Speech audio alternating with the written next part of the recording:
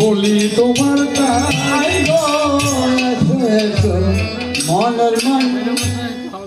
আসলে বাবা নাপিতের জন্মটাই বড় গুরুত্বপূর্ণ। কেউ বলছে শিব যে পাথরের মাঝে বসেছিল সেখান থেকে নাপিতের জন্ম, আবার কেউ বলছে দুর্গা দেবী যখন শিবের জন্য সাধন করেছে অনেক হাজার বছর, দুর্গার চোখ থেকে যে জল পড়েছিল সেখানে শিলার জন্ম হয়েছিল, সেখান থেকে শিলের আবির্ভাব।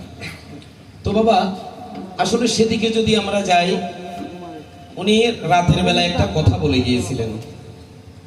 একজন সাধকের চামড়া দিয়ে দেবাদিদেব মহাদেব কি করেছেন, নিজের বসন বানিয়েছিলেন।